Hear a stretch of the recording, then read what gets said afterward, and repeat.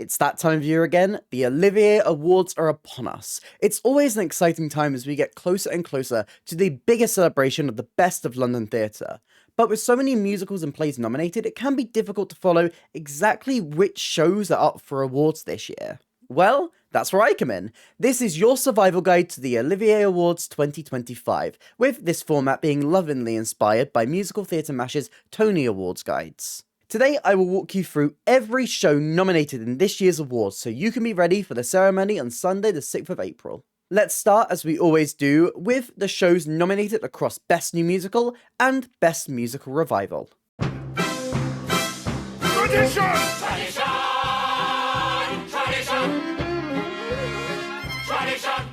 It looks like the Oliviers enjoyed something a little bit more traditional this year, with Regent's Park's sold-out production of Fiddler on the Roof becoming by and large the most nominated show of the season. It's 1905, where Tevye, a Jewish milkman, lives his life by his proud traditions. For his 5 daughters, that means a visit from the matchmaker. As each daughter challenges his beliefs against the backdrop of a changing world, can Tevye hold on to his roots, or must he bend to the will of his children and learn to embrace the unfamiliar? With this show already having set a return to the Barbican for early summer, Fiddler has a lot to gain from the awards this year, and looking at the slate of nominations, it'll be a huge surprise if it doesn't walk away with a few good wins this year. The Matchmaker has made Fiddler a match with a whopping 13 nominations, making it tied with Hamilton for the most nominated show in the history of the Olivier Awards. Their nominations include Best Set Design, Best Costume Design, Best Lighting Design, Best Musical Contributions, Best Director, being the only musical of the season to reach this category, nominations for 5 cast members across every single acting category this year, and Best Musical Revival.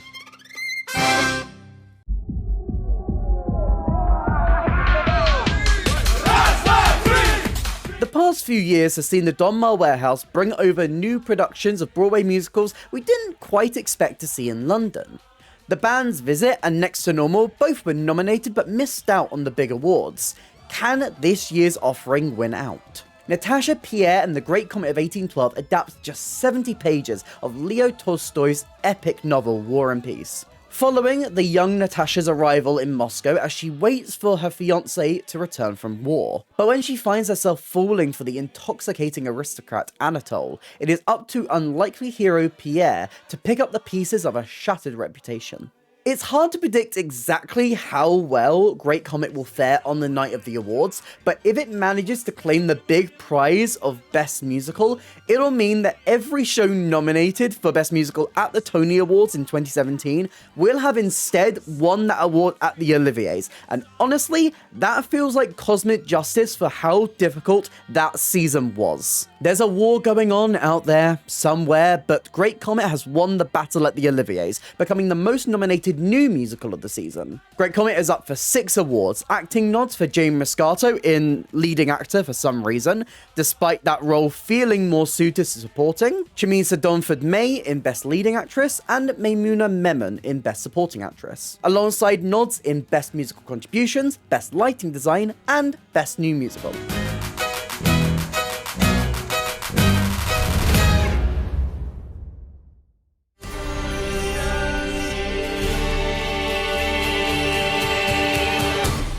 Last year's awards saw the homegrown Fringe musical take the win. Can it happen 2 years in a row? That's the hope for the creatives and fans behind The Curious Case of Benjamin Button. This musical takes the classic F. Scott Fitzgerald story and rehomes it in Cornwall with a folk score as Benjamin Button lives his life, falls in love, and slowly ages backwards. This show is definitely an underdog this year. Unlike Operation Mincemeat last year, it hasn't quite managed to land as the most nominated show of the year, but it still has a lot going for it. With a strong case to be made for it winning in every single category it has been nominated in. With fantastic performances, brilliant orchestrations, and a wonderful full picture, I really do hope this beautiful show can gain the wins it deserves. It is a fact, not a thought, that Benjamin Button is up for 4 awards this year. Nominations for both its leading actor, John Dalglish, and its leading actress, Claire Foster, Best Musical Contributions, and Best New Musical.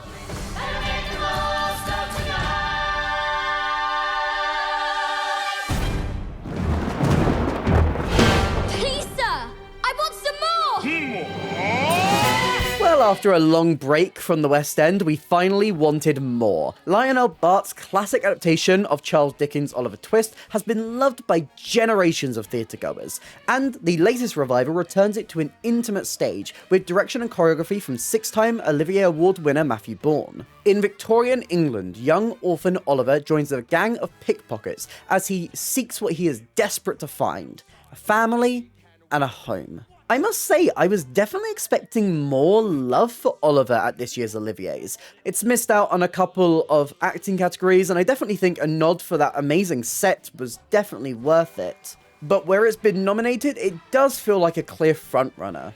Oliver can consider itself nominated for 4 awards this year: Best Actor for Simon Lipkin's take on Fagin, Best Lighting Design, Best Choreography, and Best Musical Revival.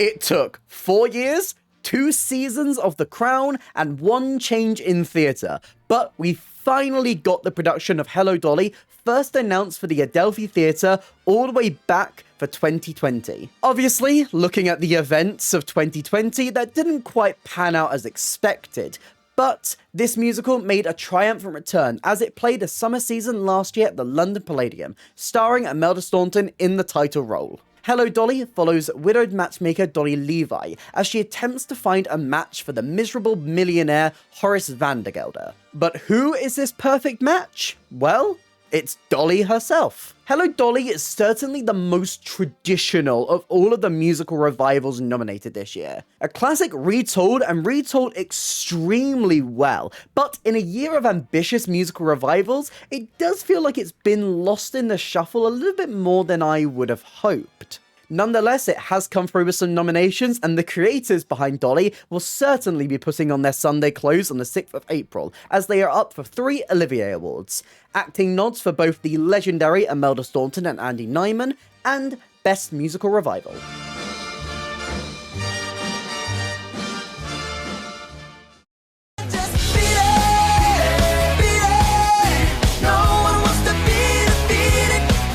There's already precedent for Michael Jackson's music to make for a successful West End musical. The Lyric Theatre was home to Thriller Live, a concert review musical featuring Michael Jackson's work, which played there for a decade, only closing in 2020. Now, 4 years later, Michael Jackson is back in the West End with the transfer of Broadway biomusical MJ.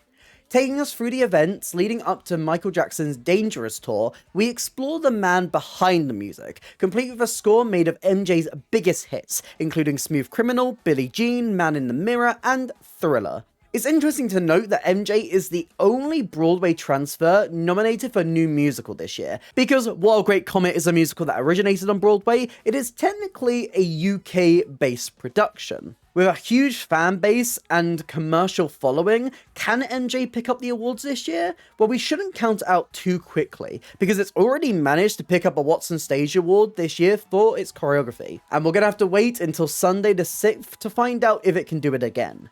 MJ has moonwalked into 3 awards this year: Best Choreography, a nod for Miles Frost's take on Michael in Leading Actor, and Best New Musical. Just beat it. This is Snow. Tonight is race night.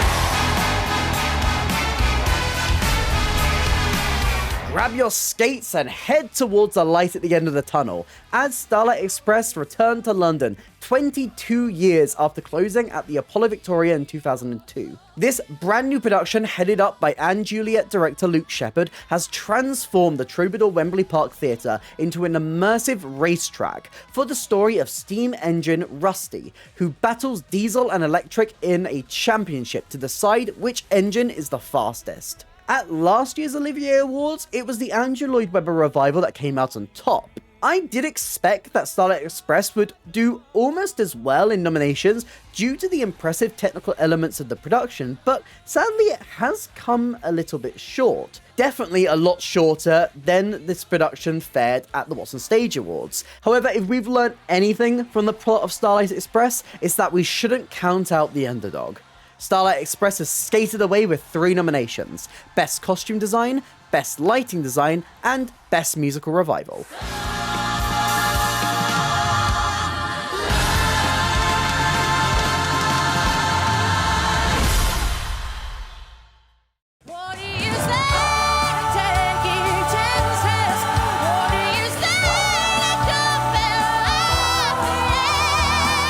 This musical asked, what do you say to taking chances on the West End? And clearly, it paid off. The chaotic off-Broadway musical has sailed across the pond and docked in London's Criterion Theatre. Titanic is a chaotic parody of James Cameron's Titanic. The word chaotic carrying as much weight as it possibly can in that sentence. The twist with the show? Celine Dion herself was apparently on the Titanic, and she remembers things a little differently. So it's up to Dion herself to take us through the events of the story of Titanic, alongside performing some of her greatest hits. I honestly didn't expect there to be that much Titanic love at this year's ceremony. It's not exactly highbrow, but its charm has clearly worked on the Olivier panel this year. The Ship of Dreams has dropped anchor at 3 nominations, opting to go for Best Entertainment rather than Best New Musical, alongside acting nods for Lauren Drew in the Tough Leading Actress category and Leighton Williams in Supporting Actor. What do you say? What do you say? Hey you, come on in. We need to ask you something. Why am I so single?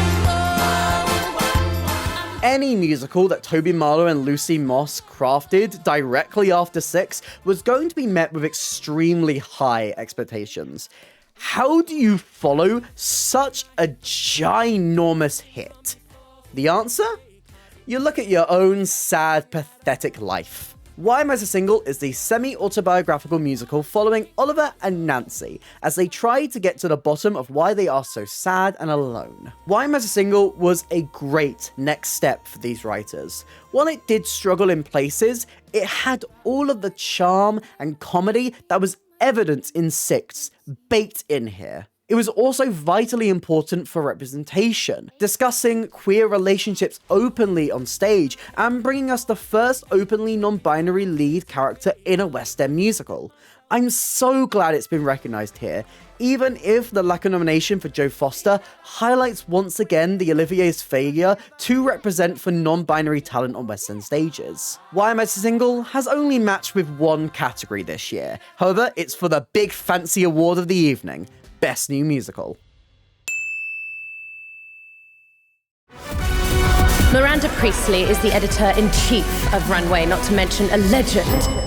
It's London Fashion Week every week at the Dominion Theatre, as the musical adaptation of The Devil Wears Prada plays to sold-out crowds. Aspiring journalist Andy takes a job at Runway magazine, becoming an assistant to Miranda, the magazine's editor-in-chief. But can she mold herself into the perfect assistant to survive the boss from hell? While the reception from the Chicago tryout was as cold as Miranda Priestley herself, The Devil Wears Prada has managed to find its audience in London. It's an impressive feat for any show to consistently sell out the Dominion Theatre like Prada is managing to do. While this success hasn't translated into tons and tons of nominations, The Devil Wears Prada's runway presentation has garnered 1 nomination for Amy Di Bartolomeo in Supporting Actress. That's all.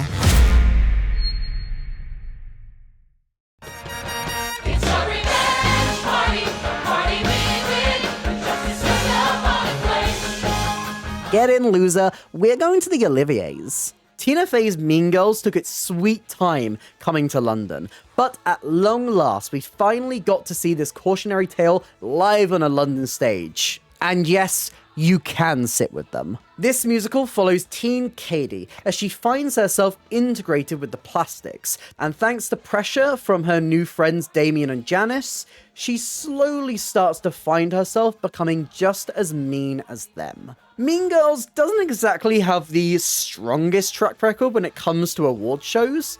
It did manage to rack up an impressive 12 nominations at the 2018 Tony Awards, but none of those nominations translated into wins on the night. The book of the musical has managed to claim some wins for Mean Girls, but the Oliviers don't have a category that recognizes this. Despite this, the production has already managed to claim the Watson Stage Award for Best Musical. Can it win that prize at the Oliviers too? No, because it's not been nominated. None for Gretchen Wieners, bye. Nonetheless, Mean Girls has fetched, get it, one nomination at this year's Oliviers, a nod for Tom Zander's take on Damien and Best Supporting Actor. But with all those covered, let's move on to this year's plays, exploring both our nominees in new and revival. Currently preparing for a West End transfer, Giant has already impressed audiences and critics alike from its sold-out run at the Royal Court. This year, it is the joint lead in nominations for plays. A world-famous children's author under threat, a battle of wheels in the wake of a scandal, and one chance to make amends.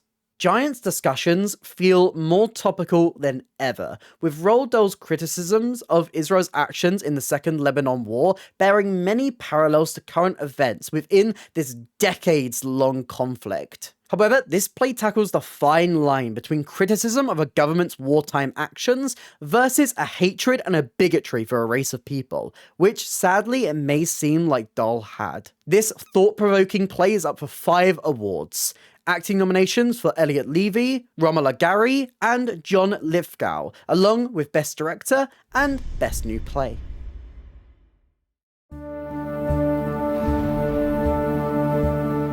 Also leading the pack in nominations this year is The Years. This adaptation of Annie Ernaux's autobiography exploring the life of a woman is expertly told by 5 actresses, taking it in turns to portray this woman at vital points in her life. It's a play that is very simple in approach, but deeply moving and human because of it, with these important discussions around women's issues, tackling sexuality, abortion, love, family, and more across the decades of this woman's life. With a real openness to these discussions, meaning it is unlike anything that you've seen before. The Years is my personal favourite for the play side of the Oliviers this year. A deeply impactful show that hopefully manages to get the wins it deserves. It, like Giant, is up for 5 awards. Best Sound, Best Director, Best Supporting Actress nods for both Romola Gary and Gina McKee, which yes, does mean that Romola Gary is up against herself in the same category, and Best New Play.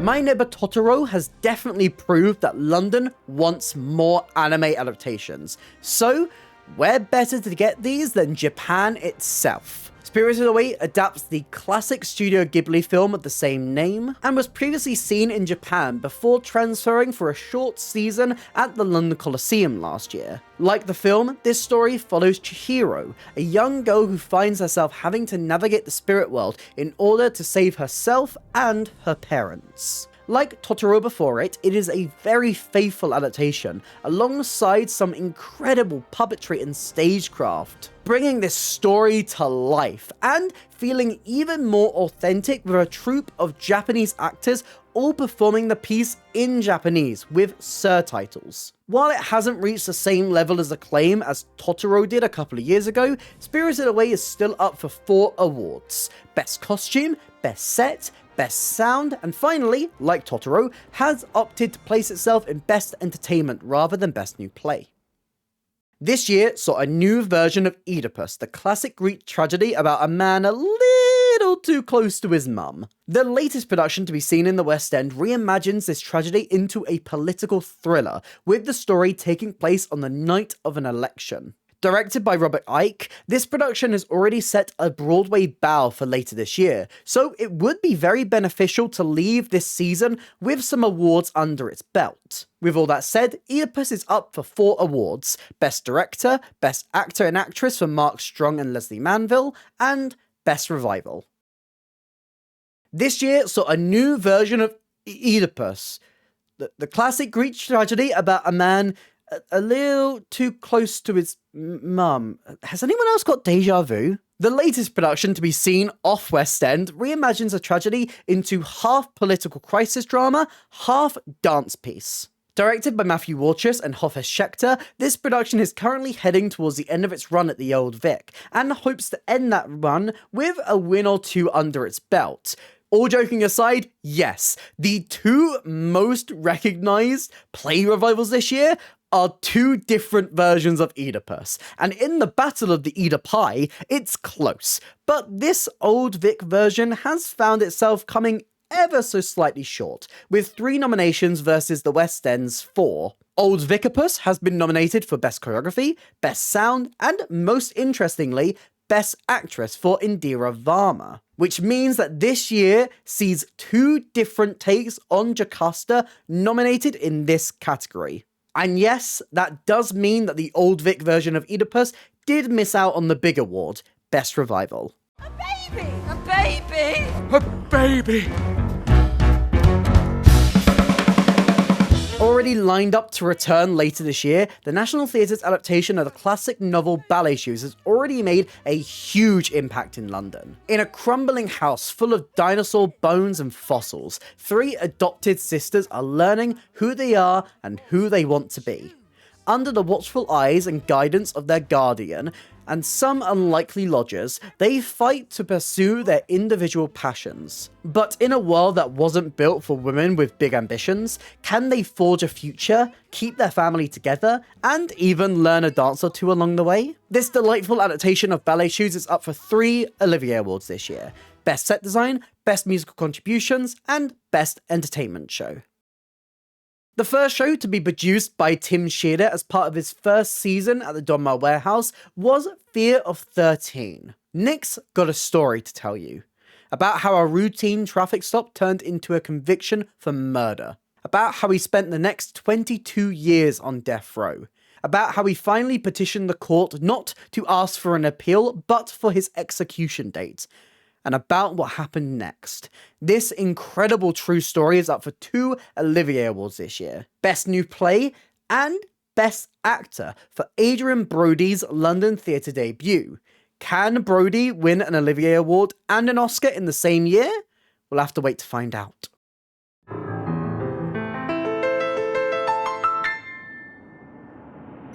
Oscar Wilde's trivial comedy for serious people got a flashy, campy new production at the National Theatre last year. And knowing Wilde's work, I'm certain he would have approved. Jack Worthing is living a double life. He's Ernest in town and Jack in the country. But when these 2 lives start to collide, can he navigate the web of lies that he has created? This panto-like production starring Hugh Skinner, Ncuti Gatwa, and Sharon D. Clarke has managed to bring so much new life into this classic comedy and continues to share the laughter through the pro shot on National Theatre Live. The Importance of Being Earnest is hoping to stash an Olivier Award into its handbag, as it's up for 2 awards this year.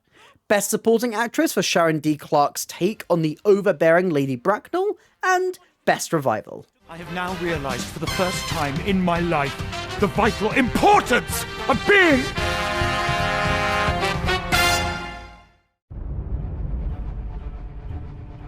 We are aware now more than ever of the disastrous effects of climate change, and it hurts more and more to see political figures tearing apart years and years of progress in a matter of days. Kyoto as a play exists to highlight the struggle of this and the difficulty faced in trying to get the world to agree on action. This being hindered by the oil lobby, who sent their best man for the job, Don Perlman. Kyoto is a powerful and painful reminder of how hard it is to achieve change, and, looking at the current state of affairs, how easy it is to fall back. This RSC production is up for 2 Olivier Awards, Best Supporting Actor for Jorge Bosch, and Best New Play.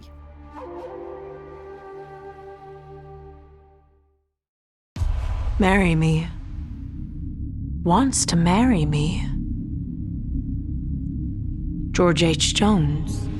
It's wild to think that the original version of Machinal was performed the same year that the play's focus, Ruth Schneider, was executed for her crimes. Sophie Treadwell's seminal Machinal is a pulse-pounding journey of somebody pushed to breaking point by the relentless machinery of life, expectation, and convention. This Theatre Royal Bath production transferred to the Old Vic and has now been nominated for 2 Olivier Awards: Best Actress for Rosie Sheehy and Best Revival.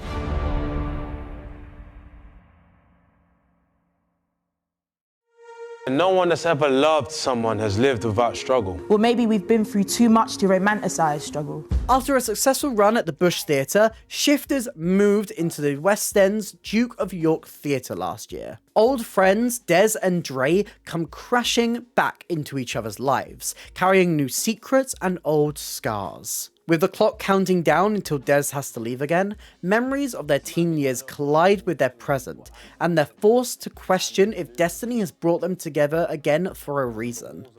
This bittersweet rom-com is up for 2 Olivier Awards: Best Actress for Heather Ajipong and Best New Play.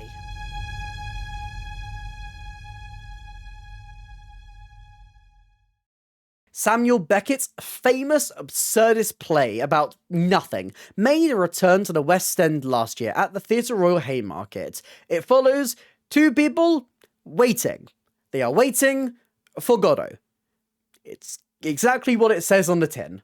And waiting for Godot is waiting to find out if it will win one of 2 Olivier Awards: Best Supporting Actor for Tom Eden and Best Revival. And to round out the category, let's discuss all of the plays that have been nominated in one category each. The Royal Court's production of Bluelets finds itself with 1 nomination for Ben Whishaw in Best Supporting Actor. Next, another National Theatre piece, Coriolanus, has found itself nominated in Best Set Design. The Death of England trilogy mainly missed out on nominations, with Michael and Closing Time receiving none. However, Death of England Delroy has been recognised for its leading actor, Papa Ezidou. Harry Clarke similarly has been nominated in Just Leading Actor for Billy Corrupt's take on the title role, and the 18 other roles in that play. Inside Number 9 has been very successful in London, and has managed to claim the final spot in the Best Entertainment and Comedy Show category. However, this does mean that the latest Palladium panto, Robin Hood, hasn't managed to find itself nominated there, but instead it's been nominated for their incredible costume design. And finally, the National Theatre's production of Tupperware of Ashes has been nominated for their leading actress, Meir Shal. Now, in previous survival guides, I have opted not to discuss the affiliate shows, the family shows, the dance productions, and the operas that find themselves nominated at the Olivier Awards. This is for the simple reason of the fact that I don't really cover these type of productions. But to make sure that going forward, these survival guides are as complete as they can be, and to celebrate these amazing productions that have been nominated, let's quickly run through these categories. 6 operas have been nominated across the 2 categories this year, with the most nominated being Feston, leading with a nomination in each category. This is also the case with our dance productions. 6 nominees across 2 categories, with Frontiers, Choreographers of Canada, leading with 2 nominations, 1 in each category. 4 productions have been nominated for Best Family Show this year, with 2 of these having a very educational, scientific edge. And finally, the shows nominated for the Affiliate Award. And this year, Theatre Royal Stratford East leads the nominations, with 2 of their productions nominated, alongside some other really exciting theatre from across London's off-West End. And those are all the nominees at this year's Olivier Awards. I hope you now feel more ready for the ceremony on Sunday the 6th of April. Who are you rooting for this year? Which shows do you think will win big? Let me know all your thoughts in the comments down below, and be sure to hit subscribe if you'd like to see more Olivier Award discussions leading up to the big day. Here's some links to some other videos on screen right now, and a link to my Instagram you'd like to drop me a follow over there. I also have other social links and a merch store in the description down below. But that's it for me today, and I hope to see you next time. Bye!